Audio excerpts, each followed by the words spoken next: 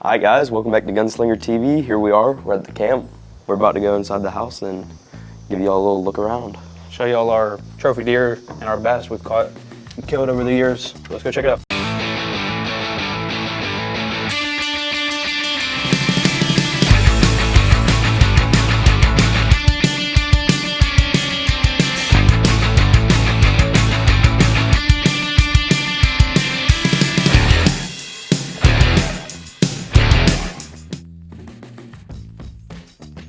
My mom killed this one in South Georgia. That one's also from South Georgia. My dad killed that one. Flip over here. This mule deer is the first mule deer we've ever killed in Oklahoma when we first got the place. So 4 years ago, we killed that one on opening day rifle in Oklahoma. Then you go over one to the right. We actually just picked up mine and Clark's deer and we were in the truck and that thing walked out.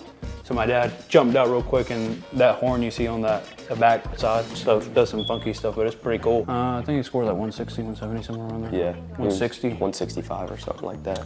You go over one. That's our dad's deer from Kansas. His first deer there. His first deer from there.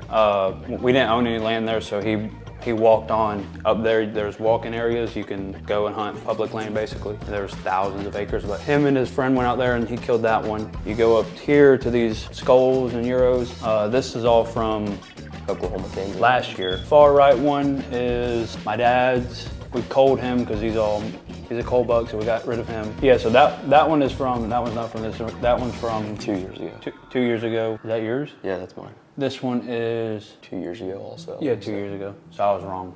That's the only one from this year, or last year. And then this one is from Kansas also. No, this one? Yeah. New Mexico. No, New Mexico deer's in there. So that one's from Kansas, and then he's got a scar on his face from fighting, if you can see right here. So we kept, this is original. Most of these are all original capes. That was from fighting. And then you go over one. That's my first deer in Oklahoma. And then go over one more. That was my first whitetail from Oklahoma. And then another one, I think the one in the middle scored 150s, somewhere around there. Clark scored 140s. Yeah, he's missing a couple horns, so he probably would have been 150 something.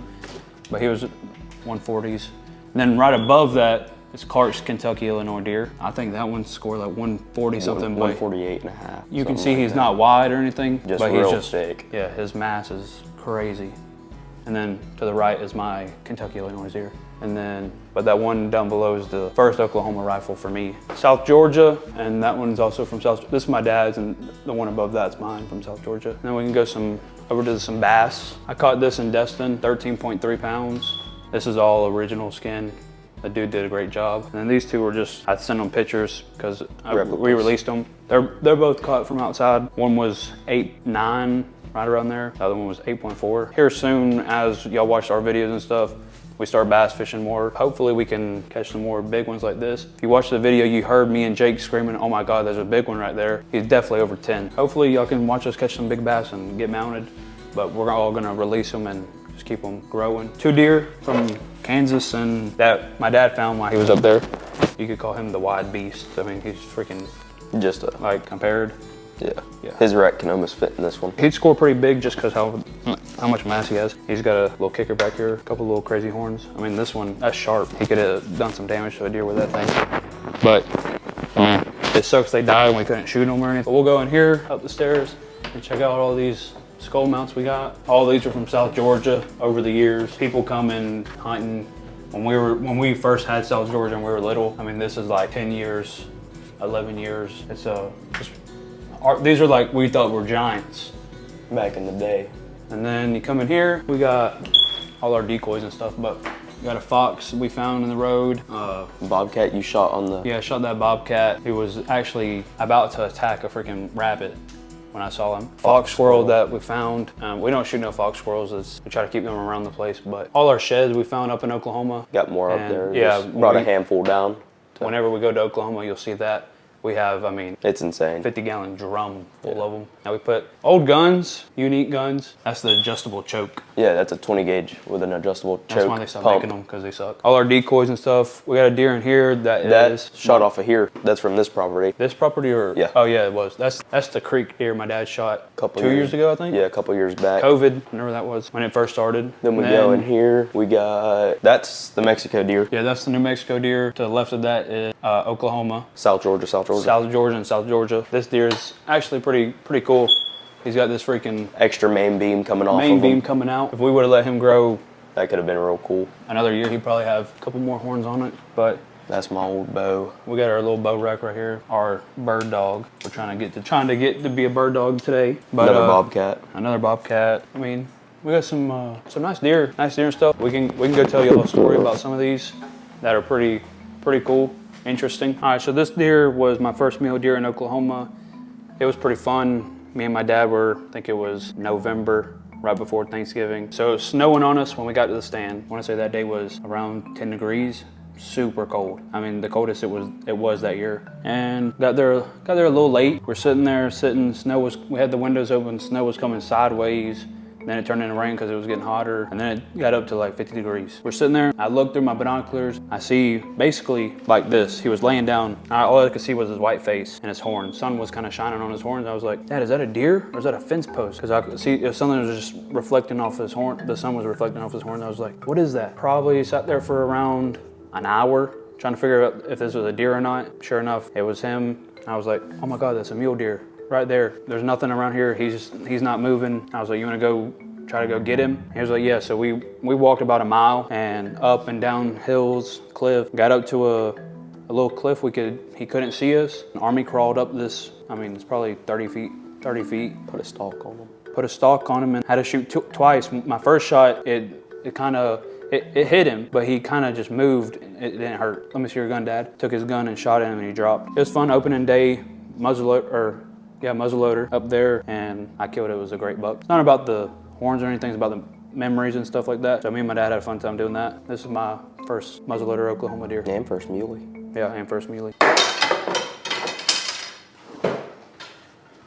All right, guys, this is my deer from my first year in Oklahoma. I shot him. It was me and my dad. We were walking around the property and rifle season. Yeah, this was rifle season. Opening week of rifle season, my first week there. We're walking, we get up. We found this one deer. He was real tall and I was like, oh, I'm gonna pass on him. He was a little younger. He was probably a 3.5-year-old deer. So we walk up a little bit and we see this doe, and this doe's just walking, and all you see, it's mid-rut, and all you see is him just come up behind her and just start running, chasing her, and we're about 300 yards out. So we get up on this fence post and we sit right there, wait for him to stop, and once that happened, it was game over for him. But he was mainframe 10. He broke off a lot of his stuff it was the rut. For my first Oklahoma deer, picture perfect, happened great, beautiful deer. Real wide deer.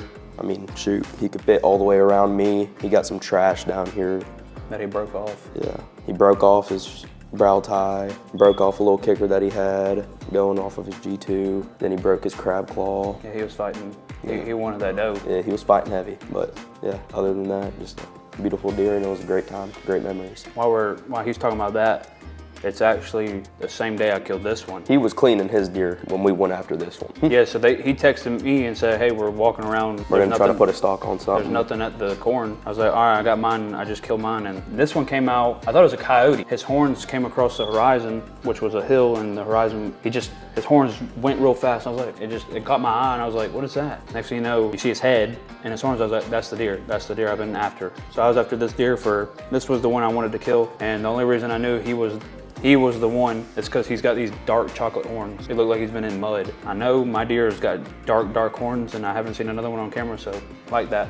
So that's the one. If you can look right here, he was fighting too. Yeah, he was fighting. His brow tine broke off, and this little, basically a double brow tine, but it broke off. I think he had one more on the back somewhere, but it broke off. And he came running in there. He jumped the fence. I was like, all right, I gotta get this one. Got on him, dropped him, and I was like, hey, I got him. It was super early too. I was like, I got him. I'm gonna just sit around and wait for y'all. I'll let y'all know if y'all see anything. About what, 9 o'clock, 10 o'clock? Yeah. It was pretty later in the day. And I was cleaning this deer and I heard boom. I texted him, I was like, you get him? He was like, yeah, I dropped. And I was like, awesome. I'll come over there and help y'all. Let me finish. So I cleaned him up, got him all his meat in the cooler, and left him, ran over there to help them get his deer. We had to pack mine out lights. This does nothing. This thing makes it look kind of small. Once y'all see some hunting videos, you'll be like, wow. I laid down to next to one last year, and it looked like I could fit all the way inside of it, like 2 of me. It was the fattest deer I've ever seen. And the mule deer are giant too. Yeah, the mule deer are crazy. Just insane. I just wanted to say that because that was a pretty fun day because I killed mine and then he killed his. I got a crazy picture.